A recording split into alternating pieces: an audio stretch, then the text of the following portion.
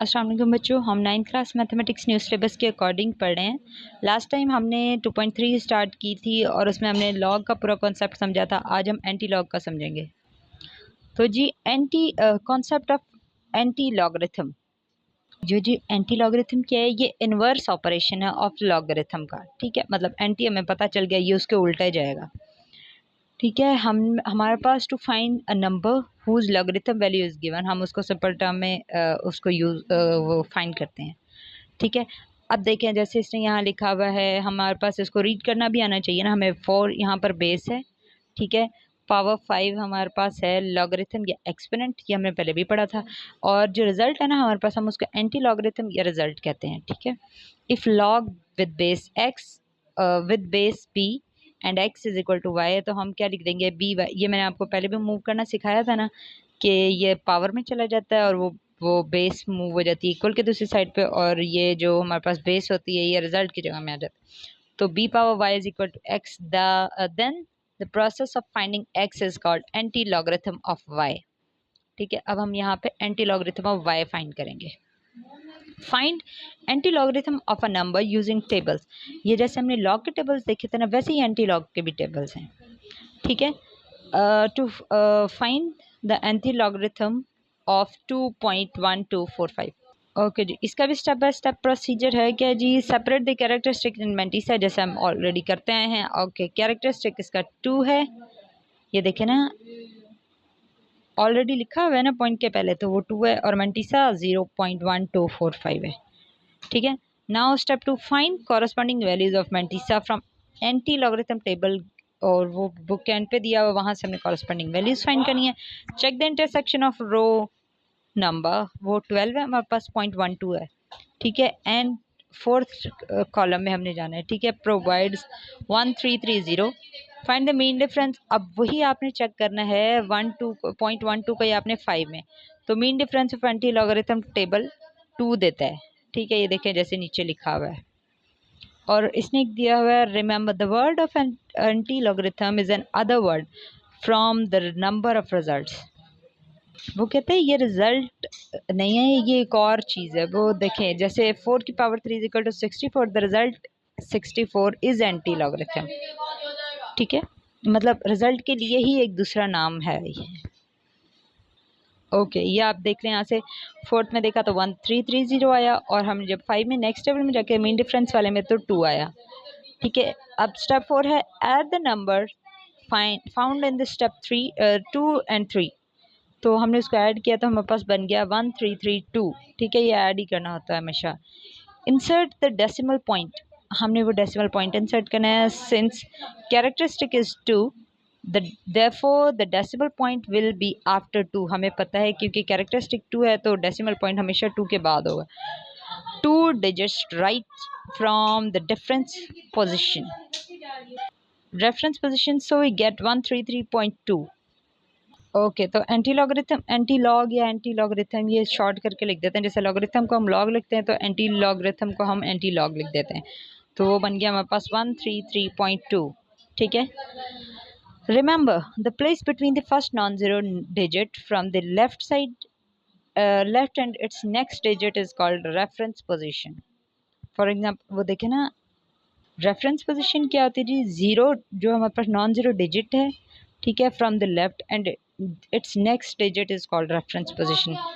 अब देखें जैसे हमारे पास ये, हम इस रेफरेंस पोजीशन को वो करने के लिए ना हम एक यूज़ करते हैं साइन, ये जैसे यहाँ पे यूज़ हुआ है, ये छोटा सा एक उल्टे वी जैसा साइन यूज़ हुआ है ना, 1 के बाद 133.2। ठीक है, तो इन 1332 the reference position is between 1 and 3, तो पोजीशन क्या होगी? 1 और 3 के दरमियान। ओके, एग्जांपल 11 है, इसमें क्या करना है जी? Find the value of x in the following. इसमें हमने एक्स की वैल्यू फाइंड करनी है। ठीक है, इसमें कैरेक्टरिस्टिक क्या है जी? 0.2568 है ना, हमारे पास कैरेक्टरिस्टिक इसका 0 है, और मंटीसा क्या है? 0.2568, क्योंकि हमने प्लस करना होता है ना उसमें, तो 0 है तो वो 0 ही आएगा। The value of 0.2568 is equal to, ये हमने टेबल में देख के जो हमने जब की है सारी, तो हम पास बन गई 1803 + 3, तो 1806। ठीक है, ओके, तो एक्स, हाँ अब यहाँ पे लॉग एक्स के साथ लिखा हुआ है ना, तो हमने इसको मूव करके ले जाना है दूसरी साइड पे। जब हम इसको मूव करके लेके गए, क्योंकि हमें पता है इन्वर्स ऑपोजिट होता है ना, तो जब हम लॉग को उस तरह मूव करके लेके जाएंगे वो एंटी लॉग हो जाएगा। अब आपने एंटी लॉग के टेबल में ये वैल्यू देखनी है, तो वो हो जाएगा 1.806। ठीक है, ये आपका आंसर आ जाएगा। Now log x is equal to -1.4567। तो इसका मेंटीसा क्या है जी? इसका मेंटीसा क्योंकि नेगेटिव है, हमें पहले ही पता चल गया ना माइनस साइन के साथ है, so make it positive by adding and subtracting 2। ये रूल हमने पहले पढ़ा था ना कि हमने उसमें प्लस और माइनस करना होता है। ये पीछे एक एक्सरसाइज में मैंने आप लोगों को बताया था, ये देखिएगा दोबारा एक दफ़ा। ठीक है, तो क्योंकि अब दोबारा बताऊंगी तो वो पूरा पीछे से जाना पड़ेगा और फिर उतना टाइम लगेगा। तो अब ये देखें और देखें, log x is equal to -2 + 2 और उसमें क्या करना है -1.4567। तो क्या हो गया, -2 + 0.5433। अब वो पॉजिटिव हो गया ना, तो ये हमने अभी थोड़ी ये पीछे पढ़ा है कि जब नेगेटिव आती है तो हम उसके ऊपर बार लगा देते हैं, वो नेगेटिविटी शो करता है। Here characteristic is equal to 2 बार।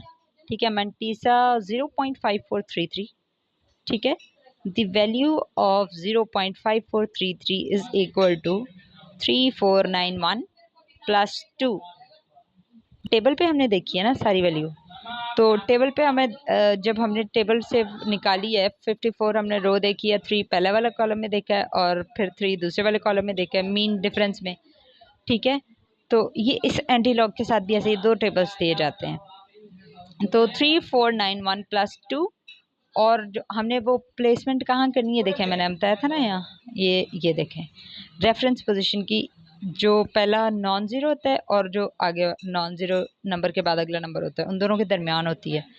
तो क्या हो जाएगी जी पोजीशन इसकी? यहाँ है ना हमारे पास 3491। ठीक है, वो +2 किया तो 3493 हो गया, और वो रेफरेंस पोजीशन कहाँ आएगी? 3 और 4 के दरमियान।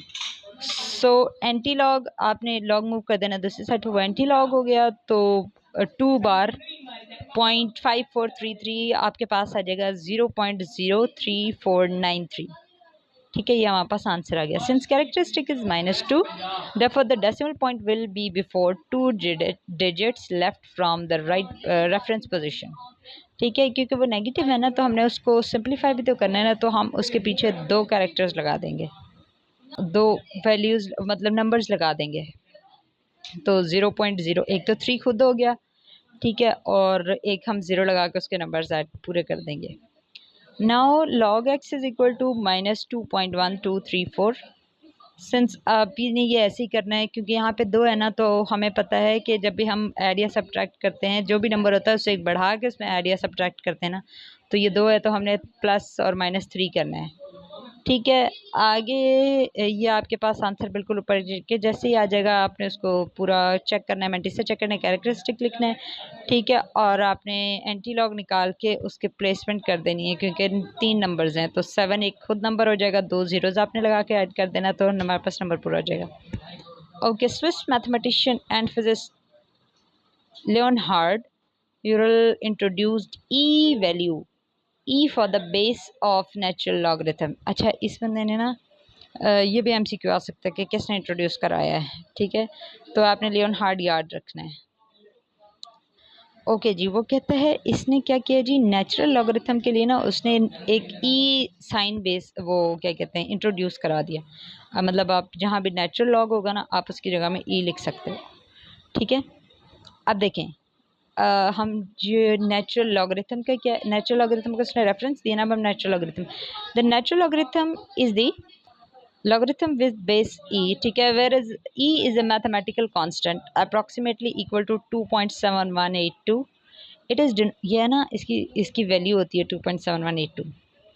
ठीक है, इज डिनोटेड एज ln। ठीक है, लॉगरिथम को हम लॉग से log से रिप्रेजेंट करते हैं। ठीक है, नेचुरल लॉग को हम ln से रिप्रेजेंट करते हैं, क्योंकि natural log log n natural से n लिया गया है और लॉगरिथम से log l लिया गया है, तो ln आ गया। The natural logarithm is commonly used in mathematics. ठीक है, particularly in calculus to describe exponential growth and decay, ये कैलकुलस आगे जाके एक सब्जेक्ट के तौर पर मतलब एक डिवीजन है मैथ की, ठीक है। Decay in many other natural phenomenon. अच्छा, तो ये देखें वो क्या कहते हैं जी, लॉग ई की पावर 2 है, ठीक है। तो आपने इसको खाली 2 कंसीडर करना है क्योंकि वो कैंसिल होकर 1 हो जाएगा। आपने सिर्फ पावर लिखनी है वहाँ पे की। तो लॉगरिथम ऑफ ई की पावर 2 इज इक्वल टू खाली बेस ई इज 2 होगा हमारे पास, वो खाली आपने 2 लिख देना है। अच्छा, अब वो कहते हैं नेचुरल लॉग और कॉमन लॉग में फ़र्क क्या है। The base of common logarithm is 10, ठीक है। The base of natural logarithm is e, ठीक है। ये याद रखना आपने, नेचुरल के लिए ई होता है, कॉमन के लिए 10 होता है। इट इज़ रिटन एज, ये रिटन फॉर्म इसकी देख लें, log 10 x और simply log x when no base is specified, वो हमें पता है जब नहीं होती है तो 10 होती है। It is written in ln x। Common logarithm are widely used in everyday calculations, especially in scientific and engineering applications. ये commonly use होता है scientific और engineering application में। Natural logarithms are commonly used in higher level mathematics, particularly calculus and applications involving growth, decay processes. ये थोड़े high level पे use होता है। तो बच्चों ये एक्सरसाइज मैं आपको कल कराऊंगी, तब तक के लिए इतना इसको आप देखें, रिपीट करें, सारा इसको समझ लें। जो ना समझ आए मुझसे पूछ लें, मैं बता दूंगी दोबारा, और मैं नेक्स्ट में आपको इसकी एक्सरसाइज कराऊंगी। ये छोटी एक्सरसाइज है, ये जल्दी हो जाएगी, ये एक ही लेक्चर में इंशाल्लाह कवर हो जाएगी। तब तक के लिए अल्लाह हाफिज़।